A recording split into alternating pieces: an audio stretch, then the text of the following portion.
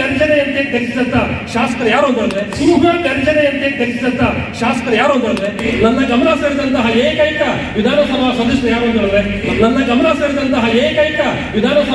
ಯಾರು ಅಂತಂದ್ರೆ ತಾಲೂಕಿನಲ್ಲಿ ಅನೇಕ ಶಾಸಕರು ಆಳಿರಬಹುದು, ಅಧಿಕಾರವನ್ನು ಮುಗಿದಿರಬಹುದು, ಹೋಗಿರಬಹುದು. ಆದರೆ ಇದರ ಅದೃಷ್ಟ ಸಂಕೇತವೇ ಆಗಿದೆ. ಇದಕ್ಕೊಂದು ಸಣ್ಣ ಉದಾಹರಣೆ ಹೇಳ್ತೇನೆ.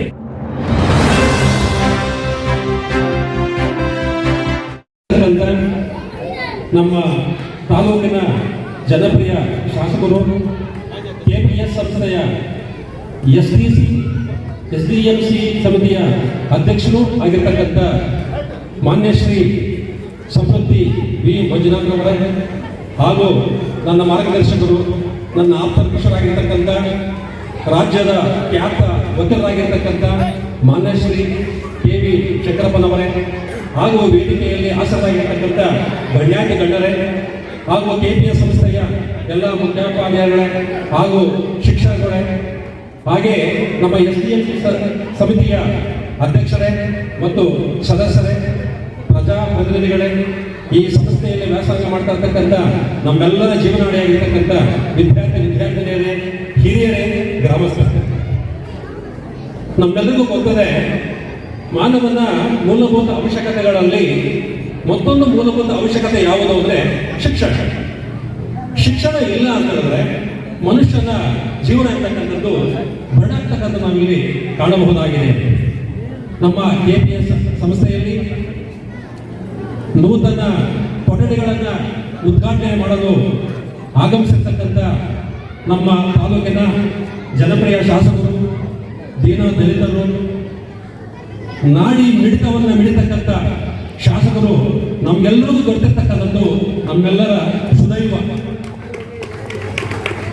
ನಮ್ಮ ಕೆಪಿಎಸ್ ಸಂಸ್ಥೆಯಲ್ಲಿ 530 ವಿದ್ಯಾರ್ಥಿಗಳು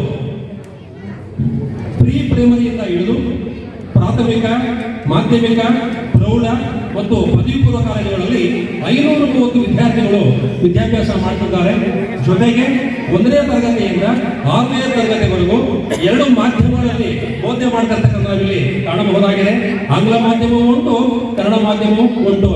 ಜೊತೆಗೆ ನಮ್ಮ ಕೆಪಿಎಸ್ ಸಂಸ್ಥೆ ಇತರ ಎಲ್ಲ ತಾಲೂಕುಗಳ ಕೆಪಿಎಸ್ ಸಂಸ್ಥೆಗಳಿಗೆ ಮಾದರಿ ಸಂಸ್ಥೆಯಾಗಿ ಬೆಳೀತಾ ಇರ್ತಕ್ಕಂಥದ್ದು ಇಲ್ಲಿ ಸಂತಸದ ಒಂದು ವಿಷಯವಾಗಿದೆ. ಅಷ್ಟೇ ಇಲ್ಲ, ನಮ್ಮ ಪ್ರಾಥಮಿಕ, ಮಾಧ್ಯಮಿಕ, ಪ್ರೌಢ ಮತ್ತು ಪದವಿ ಪೂರ್ವ ಕಾಲೇಜುಗಳಲ್ಲಿ ಎಲ್ಲ ಶಿಕ್ಷಕರು ಮತ್ತು ಉಪನ್ಯಾಸಕರು ನಮ್ಮ ಶಾಸಕರ ಮಾರ್ಗದರ್ಶನದಲ್ಲಿ ಆಧುನಿಕ ರೀತಿಯಲ್ಲಿ ಅವರಿಗೆ ಪಾಠ ಪ್ರವಚನವನ್ನ ಬೋಧಿಸುತ್ತಾ ಉತ್ತಮ ಫಲಿತಾಂಶವನ್ನ ತರ್ತಕ್ಕಂಥ ವಿಚಾರದಲ್ಲಿ ಒಂದು ಒಳ್ಳೆಯ ಕೆಲಸ ಮಾಡುತ್ತಿದ್ದಾರೆ ಎಂಬುದನ್ನು ಹೇಳೋದಕ್ಕೆ ನಾನು ತುಂಬಾ ಸಂತಸ ವ್ಯಕ್ತಪಡ್ತೀನಿ. ಅಷ್ಟೇ ಇಲ್ಲ, ನಮ್ಮ ಕೆಪಿಎಸ್ ಸಂಸ್ಥೆಯಲ್ಲಿ ಸ್ಮಾರ್ಟ್ ಕ್ಲಾಸ್ ಇರ್ತಕ್ಕಂಥ ಒಂದು ತರಗತಿಯನ್ನು ಸಹ ನಾವು ಪ್ರಾರಂಭ ಮಾಡಿದ್ದೇವೆ. ಅದರಿಂದ ಗ್ರಾಮದ ಎಲ್ಲ ಒಂದು ವಿದ್ಯಾರ್ಥಿಗಳಿಗೆ ಒಳ್ಳೆ ಗುಣಮಟ್ಟದ ಶಿಕ್ಷಣವನ್ನ ಪೂರೈಸತಕ್ಕಂಥ ಒಂದು ಕರ್ತವ್ಯಕ್ಕೆ ನಾವೆಲ್ಲರೂ ಮುಂದಾಗಿದ್ದೇವೆ. ಒಟ್ಟಲ್ಲಿ ನಮ್ಮ ಕೆಪಿಎಸ್ ಸಂಸ್ಥೆಯ ಎಲ್ಲಾ ವಿಭಾಗಗಳಲ್ಲಿ ಎಲ್ಲಾ ಶಿಕ್ಷಕರು ನಿಯಮಾನುಸಾರ ಶ್ರದ್ಧೆಯಿಂದ, ಭಕ್ತಿಯಿಂದ ಪಾಠ ಪ್ರವಚನ ನೀಡುತ್ತಾ ಒಳ್ಳೆಯ ಒಂದು ಬೋಧನೆ ಮಾಡುತ್ತಾ ಒಳ್ಳೆಯ ಫಲಿತಾಂಶವನ್ನು ತರುವಲ್ಲಿ ಜಿಲ್ಲೆಯ ಮತ್ತು ರಾಜ್ಯದ ಗಮನವನ್ನು ಸೆಳೆತಕ್ಕಂಥ ರೀತಿಯಲ್ಲಿ ಬೋಧನೆ ಮಾಡ್ತಾ ಇದ್ದಾರೆ ಅಂತ ಹೇಳಿದ್ರೆ ನಾನು ನಿರ್ಭಯವಾಗಿ ಹೇಳಬಲ್ಲೆ.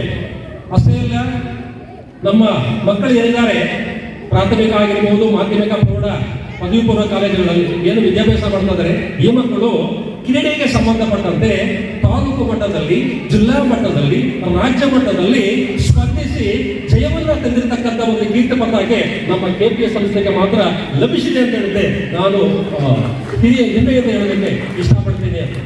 ಅಷ್ಟೇ ಇಲ್ಲ, ನಮ್ಮ ತಾಲೂಕಿನಲ್ಲಿ ಅನೇಕ ಶಾಸಕರು ಆಳಿರಬಹುದು, ಅಧಿಕಾರವನ್ನು ಮುಗಿದಿರಬಹುದು, ಹೋಗಿರಬಹುದು.